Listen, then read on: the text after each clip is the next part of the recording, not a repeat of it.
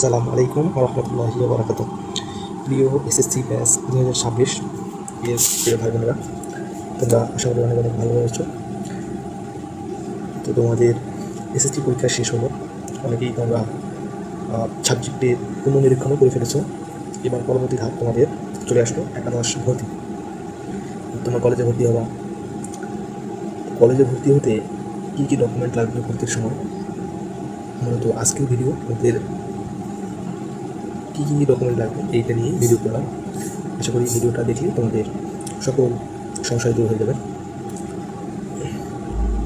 ভর্তির সময় ডকুমেন্ট লাগবে কী কী, তোমরা যারা আমার ফেসবুক পেজ থেকে দেখতেছো তোমরা পেজটাকে ফলো করে দেবা, এবং যারা ইউটিউব থেকে দেখতেছো তোমরা ইউটিউব চ্যানেলটাকে সাবস্ক্রাইব করে দেবা, যাতে করে সবার আগে তোমরা নোটিফিকেশন পেয়ে যেতে পারো এবং আপডেট নিউজ সম্পর্কে জানতে পারো।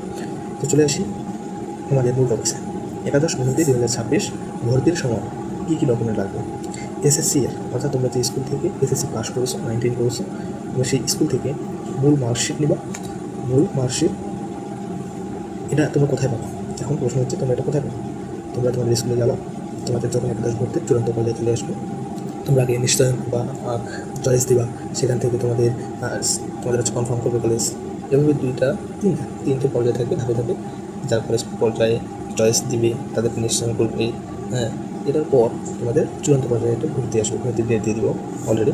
আর পরবর্তী ভিডিওতে তোমাদের একাদশ ভর্তির প্রথম, দ্বিতীয়, তৃতীয় পর্যায়ের যে কলেজ চয়েস অনলাইনে দেওয়া হয় এবং সেটা কত তারিখ পর্যন্ত চলবে এবং তোমাদের ভর্তি কত তারিখে হবে আমি পরবর্তী ভিডিওতে আপলোড করে দিয়ে দেবো। তো মূল মার্কশিট এটা তোমাদের বোর্ড থেকে দেওয়া হবে। তোমাদের স্কুল একাদশ শ্রেণীর ভর্তির কার্যক্রম চূড়ান্ত কার্যক্রম চলবে, আর এক সপ্তাহ আগে মূল মার্কশিটটা বোর্ড তোমাদের স্কুলে প্রেরণ করবে এবং সেটা তোমরা তুলে নেবে। মূল মার্কশিটের 2 থেকে 3 কপি ফটোকপি দেবে। তোমরা যে কলেজে ভর্তি হবা মূল মার্কশিট নিয়ে যাবো এবং সেটার 2 থেকে 3 কপি ফটোকপি সাথে রাখবা।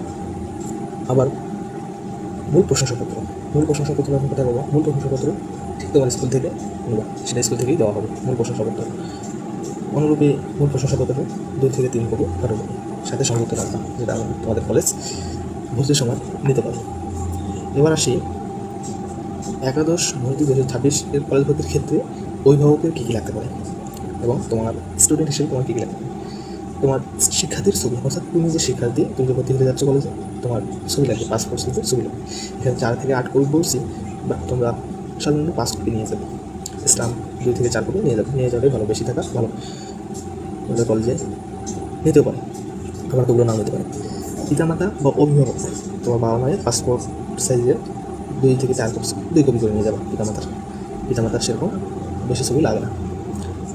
এবার আসি আমরা শিক্ষার্থীর জন্ম নিবন্ধন কার্ডের ফটোকপি, অর্থাৎ তোমার যে জন্ম নিবন্ধন কার্ড রয়েছে অনলাইন করা, সেই অনলাইন জন্ম নিবন্ধন কার্ডের ফটোকপি নিয়ে যাবা। সর্বনিম্ন 3 কপি নিয়ে যাবা। পিতামাতা বা অভিভাবক এর ভোটার আইডি কার্ডের ফটোকপি, তোমার যেহেতু ভোটার আইডি কার্ড নেই সেক্ষেত্রে তোমার ভোটার আইডি কার্ড তুমি দিতেও পারবে না, সেক্ষেত্রে পিতামাতা বা বাবা মায়ের ভোটার আইডি কার্ডের ফটোকপি নিয়ে যাবা। 2 কপি করে 4 কপি নিয়ে যাবা। পিতার 2 কপি, মাতার 2 কপি। এবং মোবাইল নম্বর যেটি সচল, যেটা তোমাদের মোবাইল নাম্বার সচল থাকবে সেই মোবাইল নম্বরটাই দেবা, যেটা আবেদনের সময় তোমরা দিবে। অর্থাৎ তুমি যে কলেজ ভর্তির জন্য তুমি কলেজ যখন চয়েস দেবা তখন সেখানে তোমাদের মোবাইল নম্বর, সচল মোবাইল নম্বরটা থাকবে, সেই মোবাইল নম্বরটি তুমি কলেজে দিবে। আশা করি বুঝতে পারছো। এরপর আসি কোটার সংবাদপত্র। আমাদের 24-এর কোটা যায়নি, তবে কোটা থাকবে। কোটার সংবাদপত্র যারা মুক্তিযোদ্ধা পরবর্তী আমাদের যে রায় দেওয়া হয়েছিল সেই কোটা অনুযায়ী অবশ্যই সেটা গণ্য করা হবে। কোটার সংবাদপত্র যারা মুক্তিযোদ্ধা পোষ্যদের জন্য, যারা মুক্তিযোদ্ধার পরিবারের সন্তান তাদের জন্যই সে কোটা সংবাদপত্র সংযুক্ত করবো, যেটা ওই স্টুডেন্টের জন্য, ওই শিক্ষার্থীদের জন্য প্রয়োজন চলতে পারে। এরপর হচ্ছে চূড়ান্ত ভর্তি ফি, কলেজে একটা চূড়ান্ত ভর্তি ফি নির্ধারিত করে দেবে, সেটা তোমাকে জানিয়ে দেবে, সেটা দিয়ে তুমি পুনরায় ভর্তি কার্যক্রম শেষ করবা। তো এই ছিল আজকের ভিডিও। আমি আশা করি সবাই বুঝতে পারছো এবং তোমাদের জন্য অনেক শুভকামনা। তোমরা যারা, আবার বলছি, তোমরা যারা ফেসবুক পেজ থেকে দেখতেছো আমার ফেসবুক পেজটা ফলো করে দেবো, এবং ইউটিউব চ্যানেল থেকে দেখলে তুমি ইউটিউব চ্যানেলটা সাবস্ক্রাইব করে দেবো। এবং তোমাদের সাপোর্ট আগামী দিনের অনুপ্রেরণা। এই সবার জন্য শুভকামনা, অনেক অনেক দোয়া রইল। আল্লাহ হাফেজ। আসসালামু আলাইকুম ওয়া রাহমাতুল্লাহি ওয়া বারাকাতুহু।